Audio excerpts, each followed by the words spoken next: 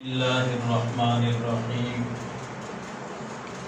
آج کے لیکچر کے اندر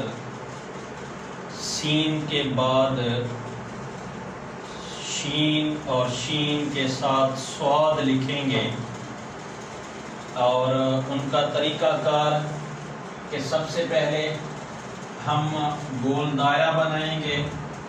اور اسی کے اوپر ہم سین لکھ کر سین کے اوپر شین لکھیں گے۔ اب دیکھیں کہ سب سے پہلے تو ہم یہ غنہ بنائیں گے، اور اس کے لیے میں نے پہلے بھی بتایا کہ سیدھا یوں الف لکھیں گے، اور الف لکھنے کے بعد یہ سیدھا الف، اور یہاں 3 قط کے فاصلے پر ایک نشان لگا دیں گے، اور نیچے والا حصہ یہ 4 قط کے فاصلے پر ایک اور نشان لگائیں گے، گویا کہ یہ ہمارا دائرہ ہوا۔ اور اسی طرح ہم سین اور شین کا نیچے والا حصہ لکھیں گے۔ اب یہ چھوٹا الف لکھا، اور یہاں سے اسے ہم یوں گول کریں گے ایسے، اور یہاں یہ سیدھا اوپر کی طرف لائیں گے، یہ ہمارا غنہ بنے گا۔ اور جو سب سے مشکل ترین لفظ ہے لکھائی میں، جو مشکل ترین لفظ ہے وہ یہ گول دائرہ بنانا ہے،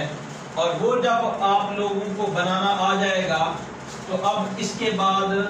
یعنی لفظ لکھنا آپ کے لیے کوئی مشکل نہیں ہوگا۔ اب اسی کے اوپر ہم سین بنائیں گے۔ اس غنہ لکھنے کے بعد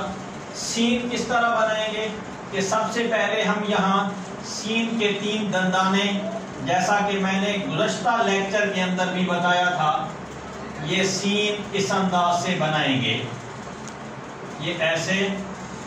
یہ ہماری سین بنی کہ پہلا دندانہ 1 قط کا ہوا کرتا ہے، اور اس کے بعد والے جو دندانے ہیں، بعد والا ایک دندانہ یہ 1.5 قط کا ہوا کرتا ہے، یہ 1 قط، اور اسی طرح۔ اب اس سین کے اوپر ہم نے شین لکھنی ہے۔ اس سین کے 3 قط اوپر 2 قط، یہ 3 قط کے فاصلے پہ ہم سین لکھیں گے،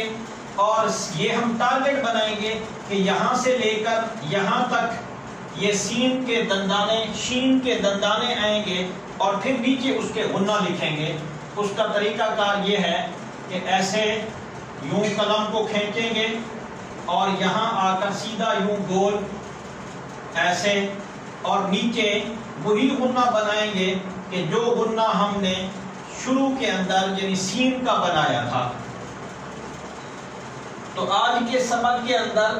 یہ سین اور شین، یہ سین کس طرح لکھیں گے، سین اسی طرح، اور سین کے اوپر جب ہم شین لکھیں گے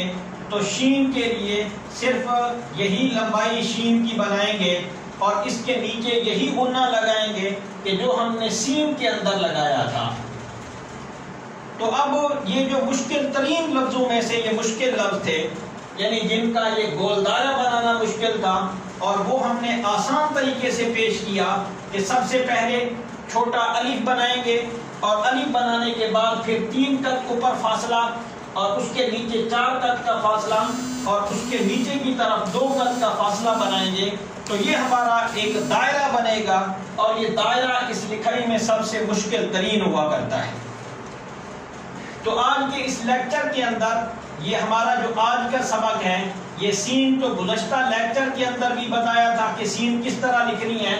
اب اس کے اوپر شین کس طرح شروع کرنی ہے، یہ 3 قط اوپر لگا کر یہاں سے شین شروع کریں گے، اور یہ شین کی لمبائی یہ تقریباً 11 قط ہوا کرتی ہے۔ تو اب ہمارا یہ سین اور شین کا سبق مکمل ہوا۔ پھر انشاءاللہ اگلے لیکچر کے اندر جو اس کے آگے والے الفاظ ہیں انہی کو لکھیں گے۔